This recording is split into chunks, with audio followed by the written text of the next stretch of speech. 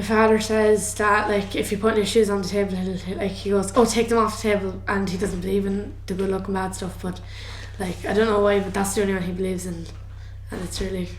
I don't know, because none of the rest of us believe in that, only him. When I was younger, I had the umbrella and I used to run around with it inside, and when my uncle came in one time, like I didn't have a clue, but he came in and he was like, take down the umbrella, it's bad luck, you'll run into a wall or something. I ran into a door yesterday. And actually they were after having the umbrella up inside for like a half an hour, and then they got out after, like, because they kept putting it up and down, and then I ran into a door. I'm sore.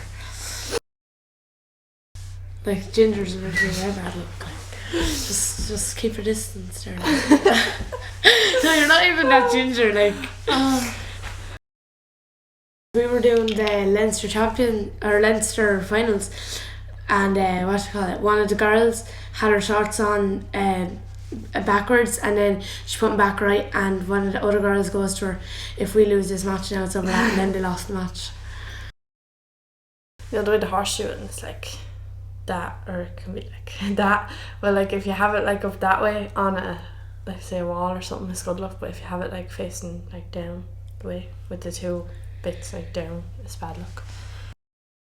If you find a comb on the ground, you shouldn't pick it up because it's bad luck. It should come and get you. Kieva, we were down there outside the school one day, and Kieva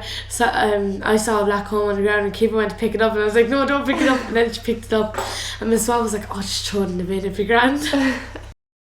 My ma told me, like, if I wouldn't go to sleep or anything, she'd be like, oh, the boogeyman's gonna come and get you, and he's gonna eat you, and then I go to sleep. But my little sister, she's only one, and she was like, he'd say to her, oh, the boogeyman's coming to get you now, and the second she heard the word boogeyman, she lies down, and then like if you knock on the side of the chair or the table or whatever, she gets really scared, like, and she goes to sleep then. Like when I was younger, I used to have like 20 warts on my hands, and my mum, she brought me down to this woman in Bunclody, and she has like, I think they're like matchsticks or like pieces of straw and holy water, and she brings it off into this room, and like she like blesses your hands, and then she puts the like straw and she rubs it along your hands, and she'd be like 1, 2, 3, 4, 5, 6, 7, 8, 9, and then I'd be there trying to count longer, and she'd be like, just don't like, and I'd be like, but then they actually like they went away after going to her a few times, and like she doesn't ask for money or not or anything, but like if it works you can give her like a donation or anything, and like they actually work. Like, well, my auntie, she was walking up from the pub one night, like, and it was really late, and she was walking home anyway, and she went up to Mount Carmel in New Ross where the nuns live. Like, she went up the alleyway beside that into the housing estate, and she's walking up it, and there was this man there, and he was in a black cloak, like, and you couldn't see his face or anything, and she said, it's a cold one, isn't it? And he just grunted, so she walked on.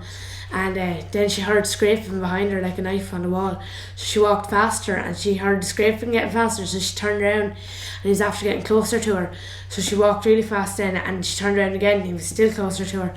So then she started running, and she heard it going really fast, and she went into the chipper, and they just they brought her in, like, and they kept her in there for a while and gave her a drink and all, and then they walked out and seen what was out there, and there was nothing out there, so they kicked her back out. And she started walking again then because she couldn't hear anything, and she heard it again, so she ran to Costco's, but they just kicked her out because they were closing. So then she went into the graveyard, like of all places to go, she went to the graveyard, but like she didn't hear anything in the graveyard, so she went to someone's grave that she knew, a sibling's grave, and or not sibling, a relation's grave, and then she heard him. She didn't hear anything, but when she walked out of the graveyard, the little steps at the end of it, she heard it coming after her again, so she ran her best, and she got to her house, like, and she heard it behind her and everything, but she couldn't get into the house because the door was locked and nobody knew she was there, so she ran around the back but climbed over the wall after her, and I don't know, I think she fell asleep or something, she didn't know what to do, and she woke up the next morning. No, she didn't fall asleep. Her husband let her in then, he heard her shouting at the back door, but she said it to the priest, and the priest said it was a demon because he didn't follow her into the graveyard, and like he blessed the house and everything, so he did. It was really scary.